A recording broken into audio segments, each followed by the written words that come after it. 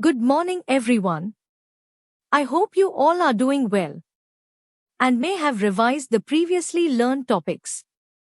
So now, our today's topic is simple electric circuits.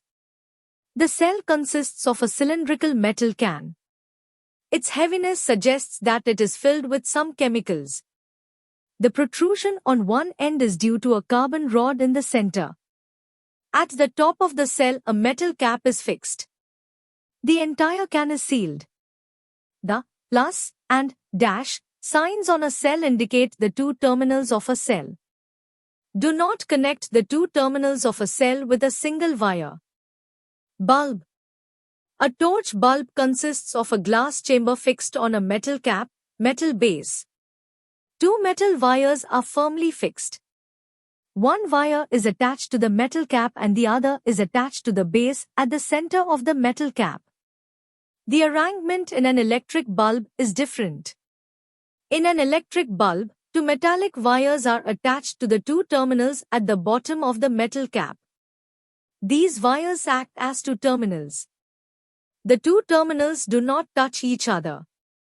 The part of the bulb that glows is the filament, which is a thin spring-like wire attached to the two metal wires inside the glass bulb.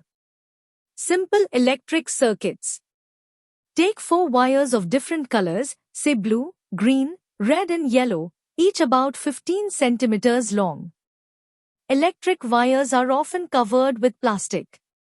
First, remove about 2 centimeters of the plastic covering from both ends of each wire. Now attach 2 wires, blue and green, to a bulb and 2 wires, red and yellow, to a cell with a cello tape or cell holder as shown in figure 4a. We can use a cell holder to hold the cells and wires together tightly. Now connect the wires in different forms as shown in figure 4b to 4g. In each case, check whether the bulb glows or not. You may observe that the bulb glows in connections shown in figure 4d and figure 4e, but not in other cases. We observe that in figure 4d and figure 4e, the connections form a closed path while in the remaining cases we find some gap in the path. Greek philosopher Thales of Miletus, c. 624-546 BCE, discovered static electricity. English scientist William Gilbert, 1544-1603, was the first person to use the word electricity. He believed electricity was caused by a moving fluid called humor.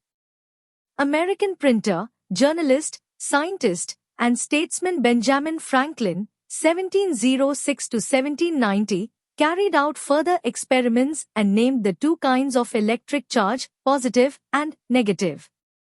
Thanks for watching.